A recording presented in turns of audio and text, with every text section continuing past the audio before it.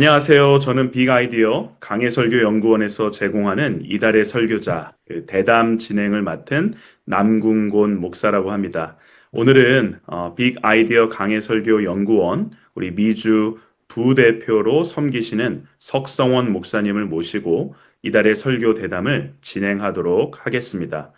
석성원 목사님은요, 지금 현재 오펠라이카 제1침례교회에서 한어부를 담임하고 계시고, 또한 사우스웨스턴 침례신학대학교에서 목회학 박사학위를 받으셨는데요. 한국교회를 변질시키는 기복주의 극복을 위한 목회적 실천 제안에 대한, 그래서 기복주의와 어떻게 우리 한국교회가 헤어질 것인가, 또 그 부분에 대해 우리 목사님께서 목회적인 제안을 하시는 박사학위를 받으셨습니다. 그리고 그것을 토대로 지금 동대학원에서 교수로서 또 섬겨주고 계십니다. 오늘 석성호 목사님과의 대담을 통해서 목사님의 설교 철학, 그리고 설교 준비 과정, 그리고 설교자들이 현장에서 준비할 수 있는 실질적인 통찰을 함께 나누고자 합니다. 우리 목사님 인사 나누도록 하겠습니다. 목사님 반갑습니다. 네, 반갑습니다. 우리 남궁 목사님. 네, 반갑습니다. 오랜만입니다. 네, 오늘 이렇게 시간 내어주셔서 정말 감사하고요. 인터뷰를 이렇게 또 할 수 있도록 해주셔서 감사합니다.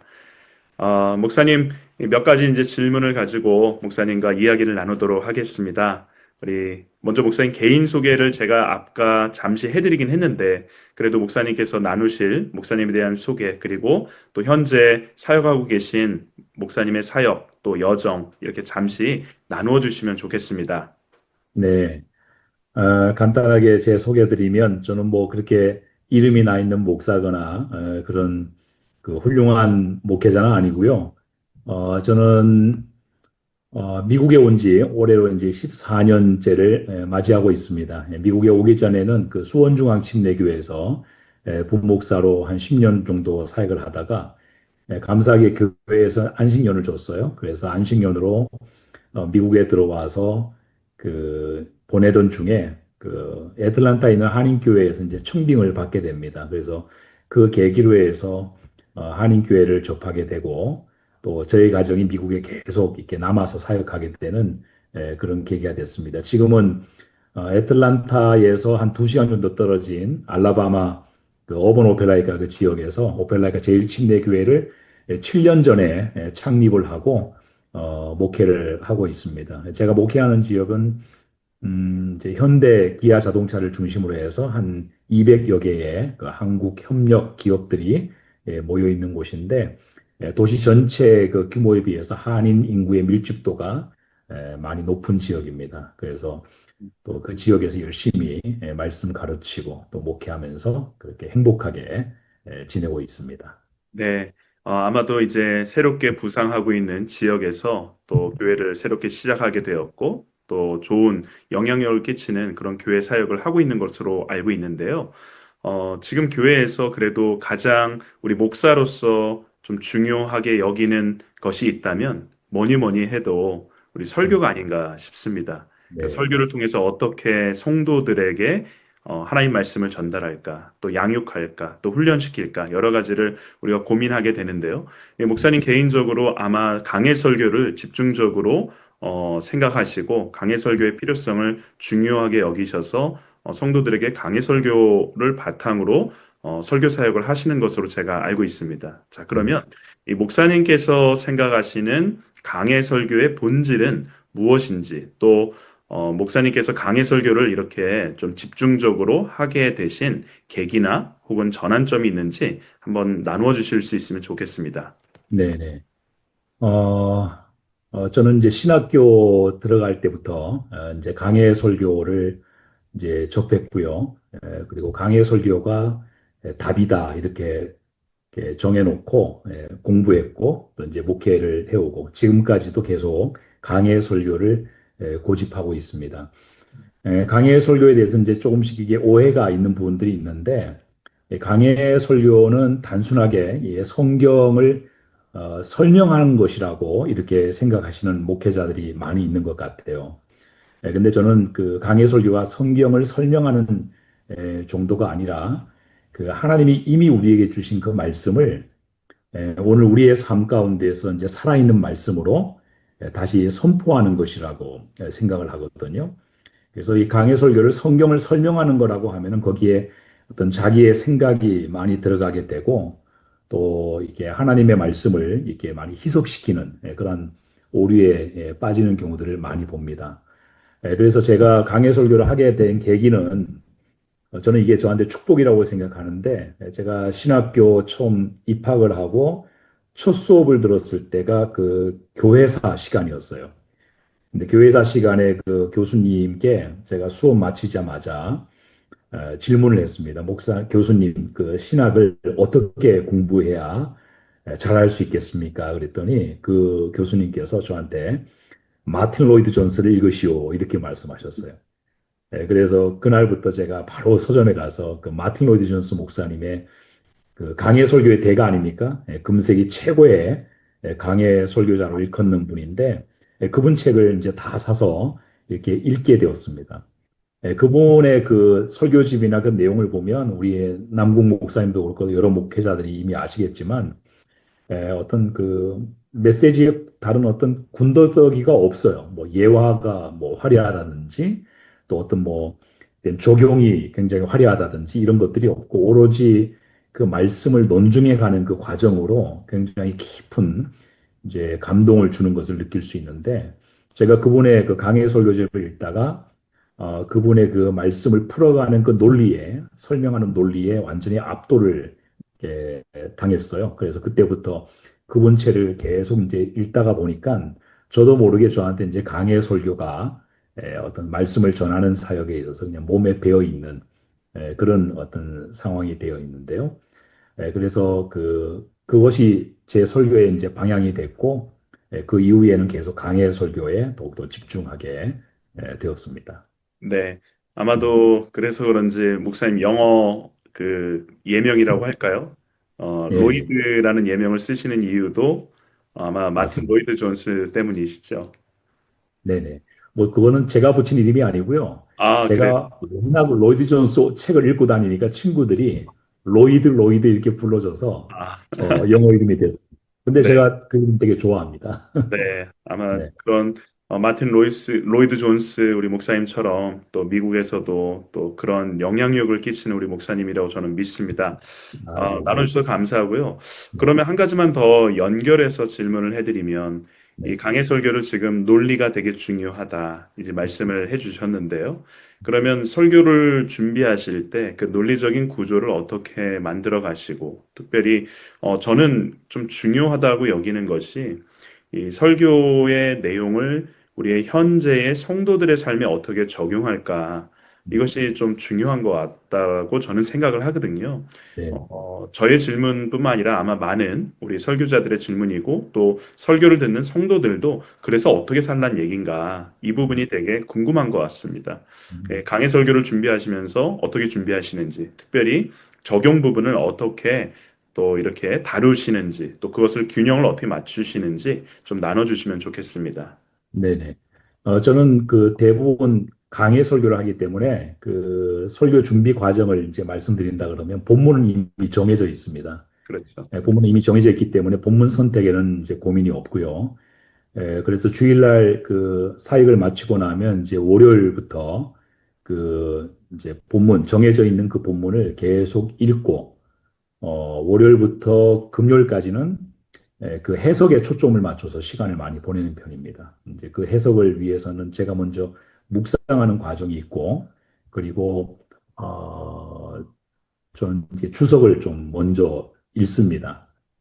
굉장히 복음적이고 또 굉장히 본문 중심적인 그런 어떤 그 주석들을 몇 가지를 선택해서 그, 그 본문이 이야기하고자 하는 핵심 메시지가 무엇인가 그것을 먼저 파악을 합니다. 그래서 제가 묵상하고 제가 나름대로 정리하는 그 설교 아이디어들 이것들하고 이제 비교해 가면서 올바른 방향으로 가고 있는지 본문을 내가 이렇게 잘 이렇게 지금 분석하고 있는지 그 방향을 먼저 좀 짚고 그리고 일주일 내내 이제 그 작업을 병행하면서 이제 계속 묵상하는 과정을 가지죠. 제가 생각하고 또 제가 매일매일 경험하는 삶 속에서 이제 그 본문을 또 투영해서 또 이렇게 생각하는 그런 과정을 갖습니다. 네, 그러면은 금요일이 지나면 이제 그 아이디어가 금요일까지 다 축적이 되거든요. 그래서 마음에 깨달음이 온다든지 또 감동이 오는 부분은 이제 메모를 해놓고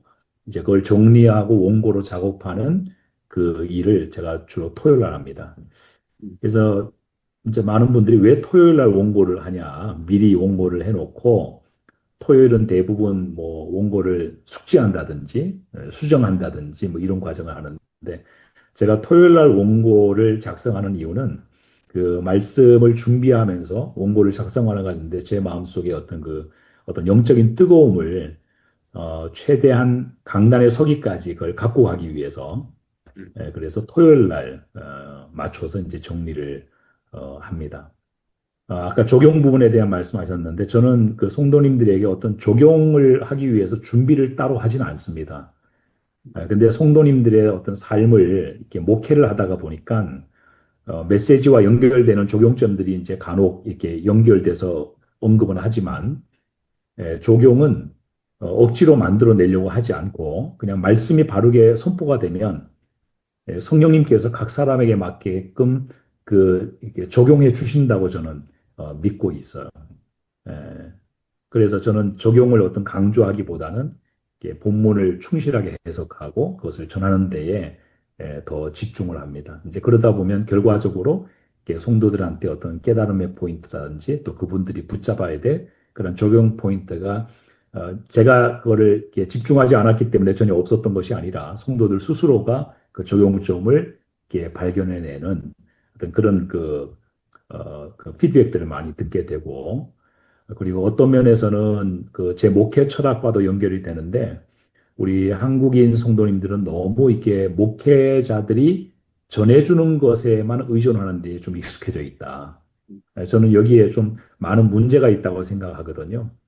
하나님의 말씀을 성도들이 스스로 읽어야 될 뿐만 아니라 선포된 말씀을 갖고 본인이 생각하고 고민하고 적용하기 위해서 이제 힘써야 되는데 목사님들이 너무 적용을 이제 다 해줘 버리면 그러면은 성도님들이 그런 어떤 과정을 이렇게 그냥 스킵해 버리거든요. 음, 그래서 목사님이 적용해 주는 것에 따라서 그 깨닫고 이제 하는 어떤 그런 수동적인 어떤 성도들로 만들 위험이 있다고 보기 때문에 저는 그렇게 강해 설교를 진행해 오고 있습니다. 네. 그러니까 설교 적용이나 이런 부분을 그러니까 설교자가 모든 것을 떠먹여 주는 것이 아니라 그러니까 듣는 우리 성도들이 스스로도 적용을 할 수 있는 적용점을 또 이렇게 찾아갈 수 있도록 해준다. 이렇게 이해가 되고요. 지금 네. 듣고 보니 또 목사님 말씀하신 부분에서 생각나는 그림이 하나 있더라고요. 그러니까 아마 네. 이 오케스트라 같은 느낌이었어요. 그러니까 설교자가 앞에서 지휘를 하는 듯한 느낌이지만 설교자 혼자 지휘한다고 소리가 나지가 않는 것처럼 우리 각 연주자가 연주를 해야지 소리가 만들어지고 또 그 음악이 아름다운 곡으로 만들어지는 것처럼 설교자가 아무리 선포를 하더라도 각 또 성도들이 삶의 현장에서 적용하지 않는다고 한다면 네. 그것이 생명력 있는 말씀으로 서기가 쉽지 않겠다. 또 목사님 말씀이 그렇게 또 저에게는 또 들려옵니다. 네, 네. 너무 감사하고요. 이 강해 설교, 저희가, 아까 우리 목사님께서도 신학교 가시면서 강해 설교를 들으셨다, 말씀하셨고, 저도 신학교 다닐 때 강해 설교를 들었고, 또 지금도 강해 설교를 하는가, 이렇게 궁금도 하고, 이렇게 생각이 되는데요. 우리 한인교회에 우리 강해 설교가 꼭 필요한 이유는 어떤 이유일까요?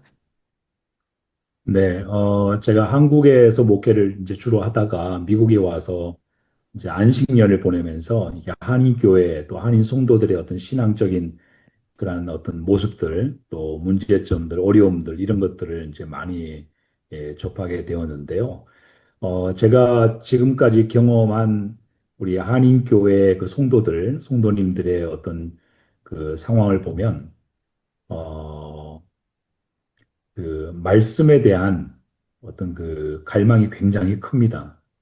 그리고 말씀을 이렇게 정확하게 그 성경에 기록되어 있는 대로 이렇게 전달해 주는 그런 그 어떤 설교를 많이 접해 보지 못한 그런 분들이 참 많았고 그래서 결국 또 그뿐만 아니라 이제 그 한인 성도들이 가지고 있는 어떤 여러 가지 어떤 현실적인 부담이라든지 어떤 정체성의 문제라든지 이런 것들이 굉장히 크잖아요. 그러니까 한인 사회가 마치 선교지인 것처럼 네.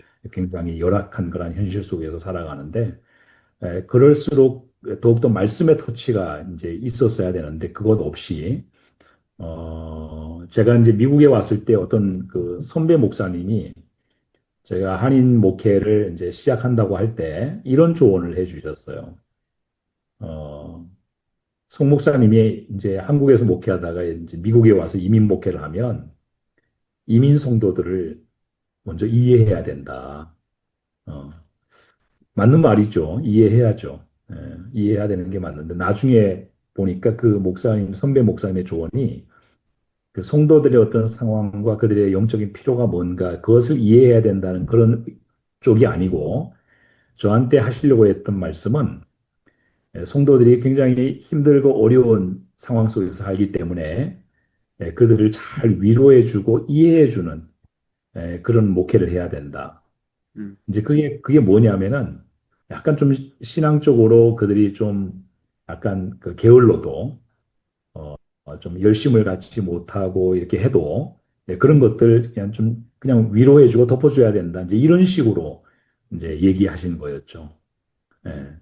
근데 실제로 성도들의 어떤 갈망은 그게 아니거든요. 정말 말씀을 이렇게 듣고 싶은 그런 갈망이 있는데 아마 이민 목회하시는 그 대부분의 목사님들은 굉장히 잘 하고 계시지만 이렇게 또 많은 경우에는 그런 그 소위 등 두들겨주는 목회, 예, 제 멘토 목사님이 자주 쓰는 표현인데 적병 물려주는 목회, 이런 목회를 하다가 보니까 성도들이 어떤 목회자로부터 사랑은 많이 받지만 정작 이렇게 경험해야 될 하나님의 말씀, 어떤 영적인 그런 깊은 갈망 이런 부분에 대해서는 굉장히 어려움이 있었지 않겠는가 이제 그런 생각이 듭니다. 그리고 이민교회가 참 어려운 어떤 현실, 또 이민 성도들의 어떤 특별한 어떤 그 이렇게 뭐라죠? 그 특징들 이런 것들을 고려해 보면 정말 하나님의 말씀만이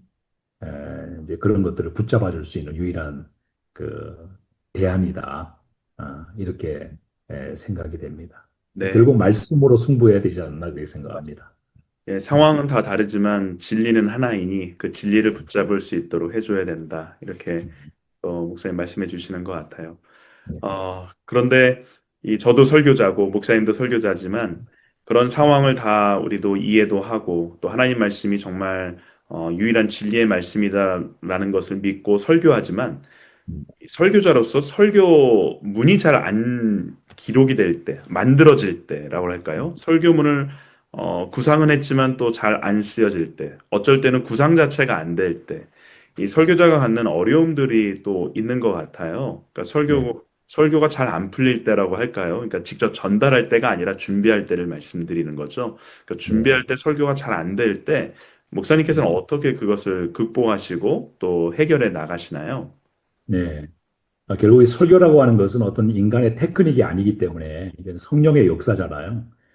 그렇기 때문에 저도 이제 말씀을 준비하다가 이제 묵상하다가 잘 깨달음이 안 오고 이게 또 원고를 작성할 때 이게 잘 이렇게 풀어지지 않고 할 때는 저는 이게 결국 이 성령께서 하셔야 될 그 영역을 내가 기술적으로 접근하고 있지 않나 이제 그런 생각이 이제 드는 겁니다.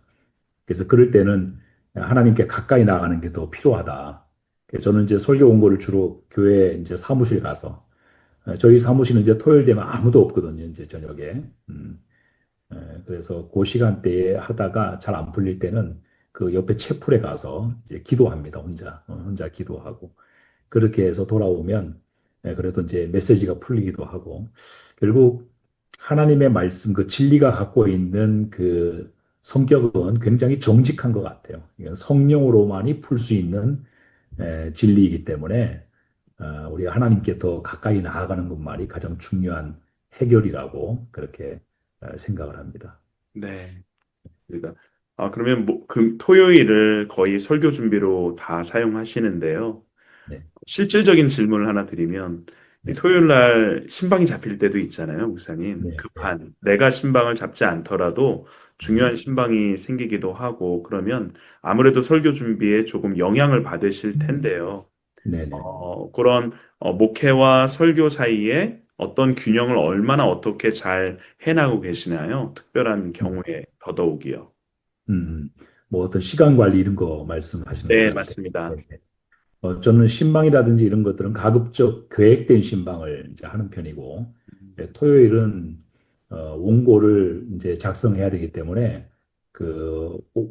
토요일 하루는 가급적이면 이게 신방을 잡지 않습니다. 네, 음, 그렇지만 뭐 응급 상황이라든지 또 성도가 급한 상황에서 또 이제 뭐 새가족 뭐 신방이 있다든지 이럴 때는 긴급하게 또 가서 이렇게 신방을 하지만 제가 말씀 사역은 그만큼 비중이 크기 때문에 제가 토요일 같은 경우는 그 가급적 다른 약속을 전혀 잡지 않고요. 그리고 성도님들도 토요일은 제가 말씀을 이렇게 온종일 준비하는 날이라는 걸 다 인식을 하고 계시기 때문에 뭐 그 날은 신방 요청을 별도로 한다든지 그렇게 하지 않고 지금까지는 뭐 그렇게 중복되거나 그것 때문에 어떤 시간 관리 어려움이 있거나 그런 적은 없었던 것 같습니다. 네, 그래요. 감사합니다. 네. 목사님, 그러면 또 다른 질문을 좀 드리겠습니다. 이번에는 개인적인 또 목사님의 영성 관리 또 이런 쪽으로 한번 말씀과 연결해서 좀 이렇게 여쭈어보도록 하겠습니다. 네. 개인적인 말씀 습관, 묵상의 습관, 그러니까 네. 말씀을 묵상하실 때, 물론 설교 본문은 이미 강해 설교를 하시니까 정해져 있지만, 그 네. 묵상도 해당이 되겠고요. 또 하나는 그거 말고 또 하나님 말씀을 따로 별도로는 어떻게 묵상을 해 나가고 계시는지 좀 그것을 나눠주실 수 있으면 좋겠습니다. 네네. 저는 저희 교회 창립할 때부터, 우리 교회 성도님들 대상으로 해서 말씀 생활 운동을 이제 시작하는 것으로 목회가 시작이 됐어요. 음, 그래서 그 모든 성도들이 그 연령을 초월해서 매일 같은 날, 같은 본문을 가지고 읽고 나누고 하는 그 말씀 운동 캠페인을 전개를 했었거든요. 물론 제가 지금 목회하는 교회뿐만 아니라 그 이전에 애틀란타에서 목회할 때도 그 말씀 생활 캠페인, 그 아까 말씀드렸던 것처럼 이민 사회에 이게 말씀이 너무 중요하기 때문에 말씀에 대한 그 갈급함이 크기 때문에 그 운동을 전개했는데 그래서 교회가 정한 어떤 그 묵상 교재가 있습니다. 올해는 저희가 그 생명의 삶으로 이렇게 했지만 그 이전에 한 2년 정도씩 교재를 바꿨던 것 같아요. 그래서 온 성도와 함께 그 말씀 생활을 그 교재를 중심으로 날짜별로 해오기 있기 때문에 그 진도에 따라서 저도 함께 말씀을 묵상하고요. 그리고 새벽 기도의 설교가 그 교재의 진도에 맞춰서 진행되기 때문에 뭐 자연스럽게 말씀 묵상은 그렇게 이루어지는 것 같습니다. 네.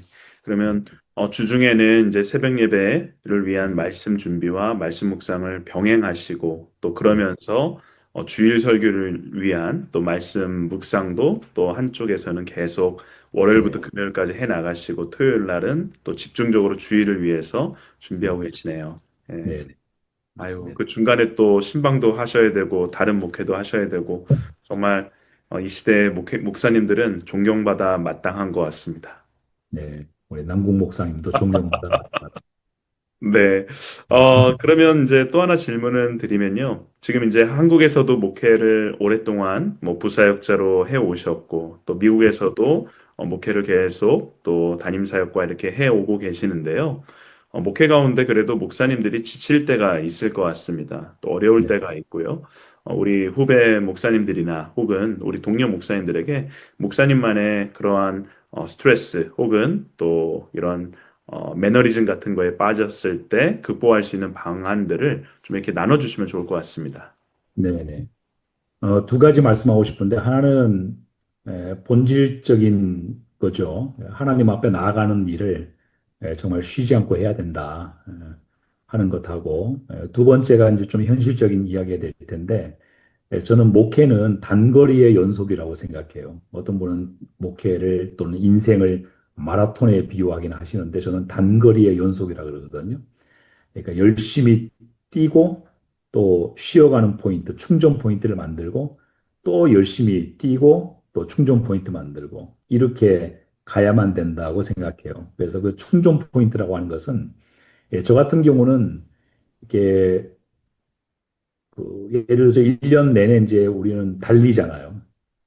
그러면 1년에 한 세 번 정도는 쉬는 포인트를 반드시 정합니다. 음, 그래서 그때 여행을 미리 계획을 해놓는 거예요. 이게 시간이 되면 여행을 가는 것이 아니라 여행을 계획해 놓습니다. 음, 그래서 그 포인트를 반드시 만들고요. 그리고 제가 소위 마음 관리라고 하는 표현을 많이 쓰는데 그 목회자들이 마음 관리를 좀 잘 해야 되거든요. 이제 그 마음 관리를 위해서는 여러 가지 그 자원들이 있죠. 그 어떤 뭐 자연을 가까이 한다든지 또는 어떤 문화 생활을 한다든지 이런 것들. 이런 마음 관리를 위한 계획도 목회 사역에 포함시켜야 된다. 저는 그렇게 생각해요. 그래서 많은 목회자들이 너무 열심히 목회만 하시다 보니까 음, 이게 쉬어가는 것을 시간이 남으면 한다 이렇게 생각을 하고 하시는데 그러지 마시고 목회 사역 가운데 반드시 그 어떤 쉬어가는 포인트, 그 충전 포인트를 함께 계획하시라 이렇게 말씀을 드리고 싶습니다. 네, 네, 좋습니다. 목사님 또 하나 질문을 또 이어서 드리도록 하겠습니다. 예, 목사님께서 이제 이렇게 사역을 해 오고 계시는데요. 예, 목사님 사역에 가장 큰 영향을 주신 어떤 멘토 같은 분, 특별히 설교에 있어서 네, 물론 아까 마틴 로이드 존스 목사님을 말씀하셨지만 네, 실제로 목사님께서 좀 더 경험하신 음, 우리 분들이 있다면 나눠주시면 좋겠고, 혹은 목사님 사역에 큰 영향을 준 어떤 사건이나 계기가 있다면 그것도 나눠주시면 좋겠습니다. 네네. 어, 저희 어떤 설교 사역에 그 영향을 끼친 분은 마틴 로이드 존스 어, 를 제외하고는 더 이상 표현할 분이 없습니다. 그렇군요. 네, 너무 강력하고 네, 또 그분의 어떤 설교 세계라든지 설교에 대한 그 철학이 음, 너무나 강력했기 때문에 물론 그렇다고 해서 다른 분들을 제가 전혀 접하지 않았던 건 아닌데 그 다른 분들의 그 어떤 뛰어난 점들도 결국 이 마틴 로이 존스 목사님의 그 강해 설교에 그 어떤 철학에 다 포함되어 있는 부분이고 그래서 지금도 저한테는 가장 큰 독보적인 그런 영향력이라고 생각을 하고 있고요. 제가 때때로 어떤 강해 설교의 본질을 놓친다든지 또뭐 이렇게 타협을 이렇게 할 것 같은 그런 어떤 그 상황이 될 때는 지금도 집에 항상 그 옛날에 읽던 그 로이드 존스 목사님의 강해 설교 이런 게 있거든요. 그래서 그런 네, 것들 다시 꺼내서 읽기도 하고 그분이 쓴 그 설교에 대한 그 강의 음, 그 설교자에 대한 그 책도 다시 꺼내서 읽기도 하고 설교에 대해서는 그분이 독보적이고요. 그다음에 저희 어떤 목회의 어떤 멘토 같은 분이라면 지금 수원중앙침례교회 담임 목회하시는 우리 고명진 목사님. 네, 예. 어, 물론 다른 목회자들도 그 시절에 다 똑같이 뭐 느끼셨겠지만 저는 개인적으로 그 고명진 목사님이 갖고 있는 그 목회적인 그 어떤 그 중심 그리고 그동안 목회해 오면서 성도들을 대하는 그런 목회자의 그 어떤 인격적인 접근이라든지 또 목회의 어떤 여러 가지 그 뭐라 그럴까요? 어떤 그 역량 뭐 이런 것들이 저한테 굉장히 크게 영향을 미쳤고 무엇보다 목회 포커스가 두 가지라고 항상 강조하셨거든요. 영혼 구원과 영적 성숙이다. 지금도 나는 제 목회 속에 이 두 가지에 초점을 항상 두고 있습니다. 네, 이 일을 하면 영혼 구원이 일어날 수 있는가? 이 일을 하면 실제로 영적 성숙이 일어나는가? 음, 목회를 기획할 때 이 두 가지 포커스를 항상 둬서 거기에 맞춰서 이렇게 기획을 해 나가고 있습니다. 네, 네. 목회를 1년 동안 이제 계획하시는 걸 잠깐 말씀하시니까 다시 설교 부분으로 좀 넘어가서 제가 질문이 하나 생겼어요, 목사님. 네, 네, 그러면 1년 설교 계획은 어떻게 하시나요? 이제 강해 설교를 하시니까 가령 네, 성경 66권 중에 책을 고르는 기준이라든지요. 혹은 네, 교회에 1년 동안에 뭐 주제가 있을 텐데요. 그 주제와 연결해서 그러면 계획을 하시는지. 그리고 아무래도 교회력에 의한 절기가 분명히 있지 않습니까? 그러면 이제 절기 네, 때는 잠시 강해 설교를 하지 않고 다른 방향으로 하시는지 좀 이런 노하우도 네, 좀 나눠주시면 좋을 것 같습니다. 네, 네, 네. 좀 이제 어쨌든 1년 전체 뭐 설교 계획은 이제 강해 설교를 계속 유지를 하고 있고, 물론 한 책에 대한 강해가 끝나면 그 다음 강해를 하기 전에 뭐 한 달 정도 간격 두고, 그때는 어떤 주제 설교를 이제 하기도 합니다. 지금 우리 교회에서 하고 있는 게 지금 Ask Jesus 시리즈를 하고 있는데, 이제 요런 식으로 특별하게, 이번에는 성도님들에게 만약 예수님이 당신 앞에 있다면 무엇을 질문하고 싶습니까? 인생의 고민이나 신앙의 질문. 이걸 이제 한 달 동안 캠페인에서 질문을 받았어요. 와, 그걸 가지고 이제 성경에서 답을 찾는, 뭐 음, 그렇게 좀 성도들이 참여하는 어떤 설교 시리즈를 만든다든지, 음, 어떤 또 성도들의 어떤 현실적인 부분에 대한 그 주제 설교를 넣는다든지. 그러니까 음, 강해 설교부터 다음 강해 설교 넘어가지 그 한 포인트를 반드시 그렇게 넣습니다. 계속 강해만 가면 성도들이 좀 굉장히 좀 힘들어하고 그럴 수 있기 때문에 그렇게 가요. 그리고 강해 설교 책을 결정하는 데 있어서는 그거는 이제 우리 성도님들에게 뭐 무엇이 필요한가, 그뭐 이제 신학적인 설교를 이제 강해 설교는 또 해야 되니까 그래서 우리 성도님들에게 어떤 그 하나님에 대한 어떤 신학적인 어떤 교리적인 어떤 이런 그 메시지를 전해야 되는가 이런 고민 속에서 제가 다룰 그 책을 선택을 합니다. 그래서 음, 1년 동안 계획을 하죠. 근데 음, 이제 이게 한 강의 설교가 언제 끝날지는 모르니까, 그거는 이제 제가 결정을 할 수가 없거든요, 그거는. 이렇게 가다가 보면 이제 예전에 요한계시록 강의 설교할 때는 그게 11달 갔어요, 11달. 그래요. 예. 그러니까 강의를 하다 보니까 이게 언제 끝날지를 몰라요. 그렇지만 맞습니다. 충분히 달아야 된다는 생각에 그렇게 하고 있고. 그래서 1년을 어떤 책을 다루고 그 다음에 어떤 책을 다루겠다 이런 계획은 있지만 근데 어떨 때는 그 계획대로 안 될 때가 있습니다. 그 길이 때문에. 네. 예, 이 그렇게.